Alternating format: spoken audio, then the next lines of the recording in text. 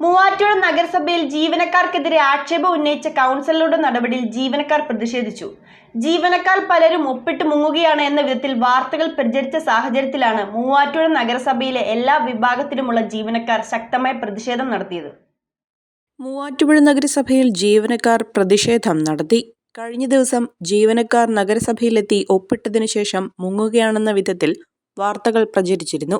ഇത് അടിസ്ഥാനരഹിതമാണെന്ന് ചൂണ്ടിക്കാട്ടിയാണ് നഗരസഭയിലെ എല്ലാ വിധത്തിലുമുള്ള ജീവനക്കാർ ഒത്തൊരുമിച്ച് പ്രതിഷേധം നടത്തിയത്.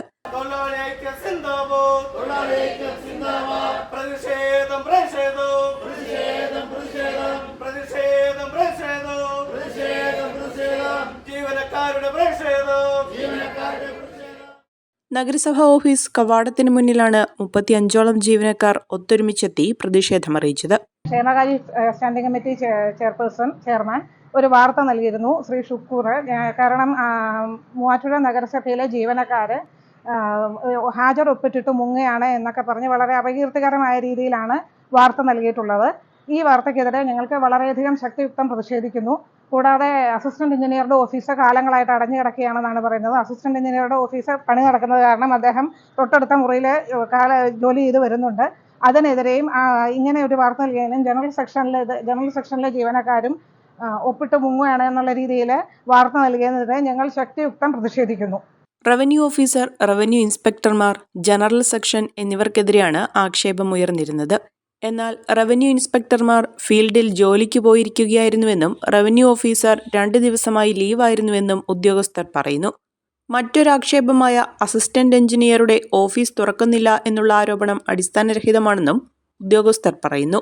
ഇത് ഒരു തുടക്കം മാത്രമാണ്. ഇനിയും ഇതിൽ വലിയ വിഷയങ്ങൾ നമ്മൾ അഭിമുഖീകരിക്കാൻ പോവുകയാണ്. അപ്പോൾ ജീവനക്കാർ ഒറ്റക്കെട്ടായി നിന്ന് അവരുടെ ആവശ്യങ്ങൾക്ക് വേണ്ടി ഇതുപോലെ നല്ല പ്രതിഷേധ യോഗങ്ങളും അതുപോലെ അവകാശങ്ങൾക്ക് വേണ്ടിയുള്ള ഐക്യപ്പെടലും ഉണ്ടായാൽ മാത്രമേ നമുക്ക് വ്യക്തിപരമായിട്ട് നമുക്ക് മുന്നോട്ട് പോകാൻ സാധിക്കുകയുള്ളൂ. ഇപ്പം നമ്മളെ സംബന്ധിച്ച് നമ്മൾ സ്റ്റേറ്റിലില്ലെങ്കിൽ ഏത് കൗൺസിലറാണെങ്കിലും ആ ജീവനക്കാരനെ ചെയർപേഴ്സൻ്റെ റൂമിൽ വേണമെങ്കിൽ വിളിച്ചു വരുത്താം, അല്ലെങ്കിൽ സ്റ്റാൻഡിംഗ് കമ്മിറ്റി റൂമിൽ വിളിച്ചു വരുത്താം, അല്ലെങ്കിൽ സെക്രട്ടറിയുടെ റൂമിൽ വിളിച്ചു വരുത്തിയിട്ട് വിശദീകരണം ചോദിക്കാം. ഇതൊക്കെയാണ് സാധാരണ ഒരു ദിവസം എല്ലാ സ്ഥലത്തും ചെയ്യുന്നത്.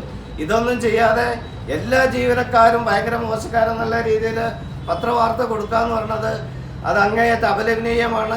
ഇനിയും ഇതുപോലെയുള്ള വിഷയങ്ങളുണ്ടായാൽ നമ്മൾ വീണ്ടും പ്രതിഷേധിക്കണം. നഗര റോഡ് വികസനത്തിന്റെ ഭാഗമായി അസിസ്റ്റന്റ് എഞ്ചിനീയറുടെ ഓഫീസ് താൽക്കാലികമായി മറ്റൊരു സ്ഥലത്താണ് പ്രവർത്തിക്കുന്നത്.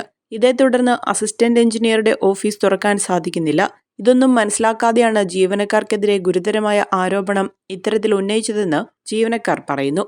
ഇനിയും ഇത്തരത്തിൽ ആക്ഷേപങ്ങളുണ്ടായാൽ ശക്തമായ പ്രതിഷേധം തന്നെ ഉയർത്തുമെന്നും ജീവനക്കാർ ഒറ്റക്കെട്ടായി പറയുന്നു. ഒരു കുടുംബത്തിനാവശ്യമായ എല്ലാ വസ്ത്രങ്ങളും ഹോൾസെയിൽ വിലയിൽ ഇപ്പോൾ സ്വന്തമാക്കാം. ഇന്ന് തന്നെ സന്ദർശിക്കൂ A1 textiles, Nehru park, Muvattupuzha.